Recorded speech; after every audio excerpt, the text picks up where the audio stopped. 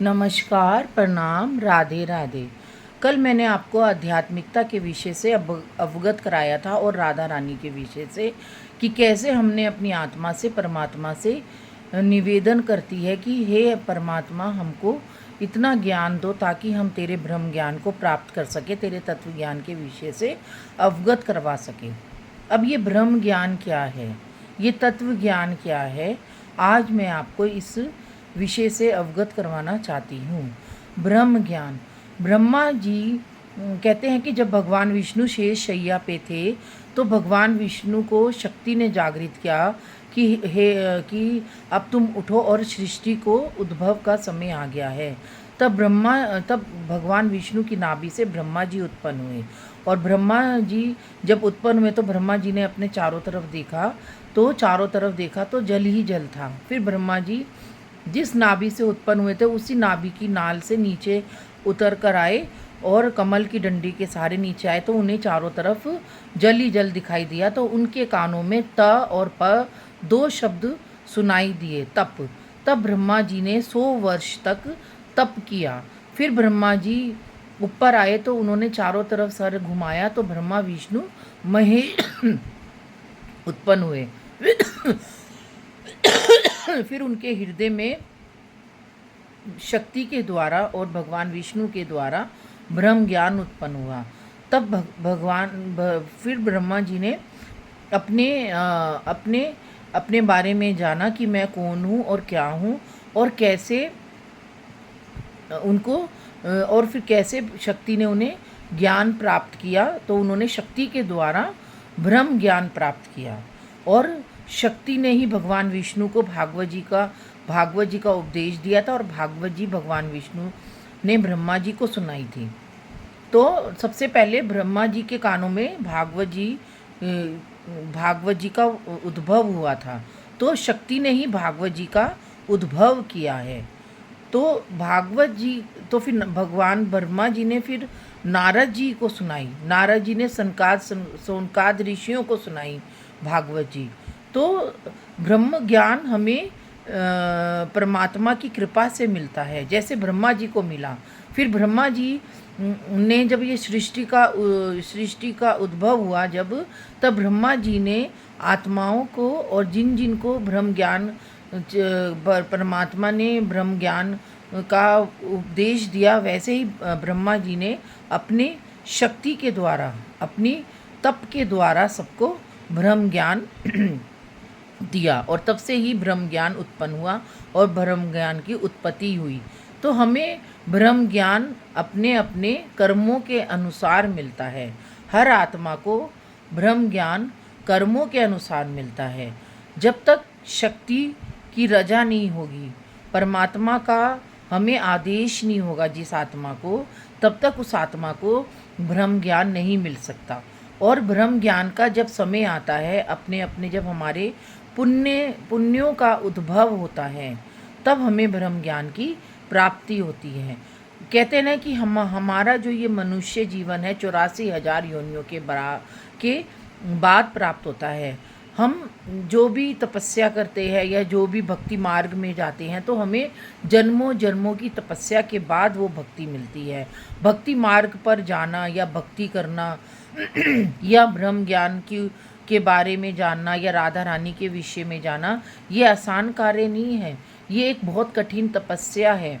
हजारों जन्मों की तपस्या के बाद हम ब्रह्म ज्ञान के विषय से अवगत हो पाते हैं, शक्ति से अवगत हो पाते हैं, भगवान विष्णु से अवगत हो पाते हैं और ब्रह्म ज्ञान से अवगत हो पाते हैं। क्योंकि ब्रह्म ज्ञान साधारण ज्ञान नहीं है, ये हमारी ऋचाओं से प्राप्त होता है, ये हमारी इंद्रियों से प्राप्त होता है। हमारी आत्मा जब इंद्रियों में विचरने लगती है, हमारी आत्मा परमात्मा में विचरने लगती है, तब हमें अपनी इंद्रियों के द्वारा ये ब्रह्म ज्ञान प्राप्त होता है। इंद्रियां कौन है? इंद्रियां हमारी ऋचाएँ हैं, हमारी शरीर की एक एक नस हैं। हमारी जो नसें होती हैं और ऋचाएँ होती हैं वो परमात्मा से जुड़ी हुई होती हैं। जब भगवान ने सृष्टि का उद्भव किया था तो भगवान में सैकड़ों आत्माएं थी, सैकड़ों सर थे, सैकड़ों धड़ थे, सैकड़ों हाथ थी, सैकड़ों आंखें थी। तब भगवान के शरीर से निकली हुई हम आत्माएं हैं। तो हम भगवान की एक एक नस से, एक एक इंद्रियों से भगवान की हम निकली हुई हैं और भगवान की ऋचाएँ हैं हम। जितनी भी आत्माएं हैं हम भगवान की ऋचाएँ हैं, और भगवान की ऋचाएँ ही को परमात्मा ही संचारित करता है। मीन्स हमारी आत्मा को संचारित कौन करता है? परमात्मा।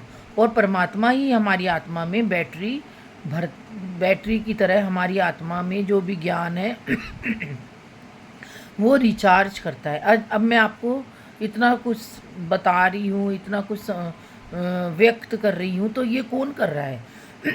ये परमात्मा मेरे हृदय में मेरे को शब्द दे रहा है, क्योंकि ये मेरे शब्द नहीं है, ये परमात्मा के शब्द है। ये आत्मा के द्वारा परमात्मा को प्राप्त हो रहा है, और वो आत्मा परमात्मा की रजा से ही, ब्रह्म ज्ञान के आदेश से ही ये शब्दकोश व्यक्त कर रही है। क्योंकि हम तो एक छोटी सी परमात्मा की कठपुतली है। हमें तो कुछ पता ही नहीं कि सृष्टि क्या है, आत्मा क्या है, परमात्मा क्या है। परमात्मा ही हमारे हृदय में, हमारी आत्मा में अनुभूत होकर हमें आगे बढ़ने की और अपने विषय से अवगत कराने की हमें शक्ति प्रदान करता है, हमें अनुभूति देता है, हमें अनुभूत कराता है, साक्षात्कार कराता है। तब हम जाकर इस विषय से आप सबको अवगत करवा पा रही हूँ।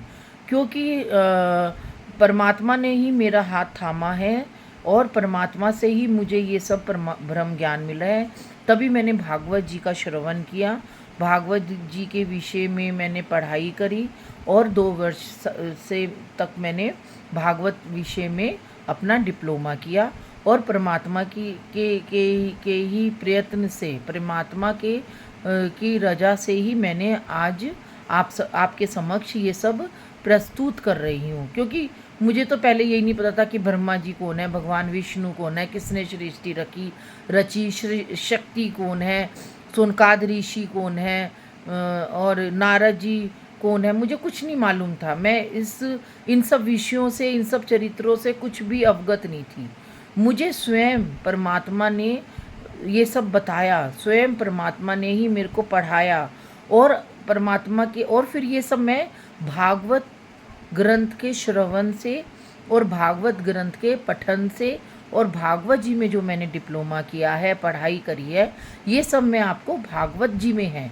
आप भागवत जी का एक एक अध्याय पढ़ेंगे तो आपको ये सब चीज़ें भागवत में, संपूर्ण भागवत में ये सब चीज़ें मिलेंगी।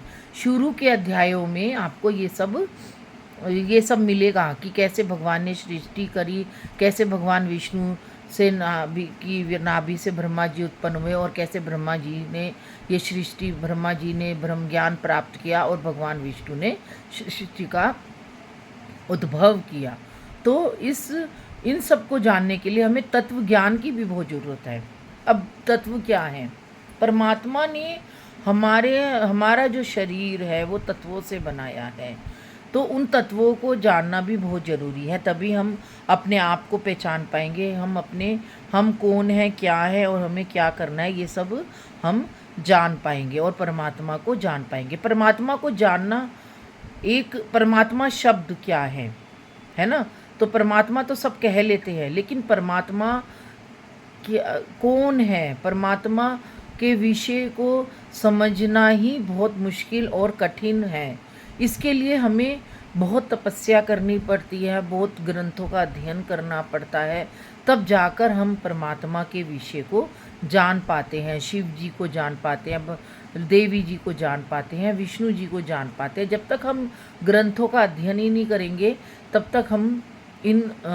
तक हम सब परमात्मा और देवी देवताओं के विषय से भी अवगत नहीं हो पाएंगे। इसीलिए मैं सबसे आज भी यही कहती हूँ कि अपने ग्रंथों का अध्ययन करो, अपने आप को ग्रंथों में आत्ममंथन करो, ग्रंथों का आत्मचिंतन करो, तो आपको सब विषयों के बारे में पता चलता जाएगा।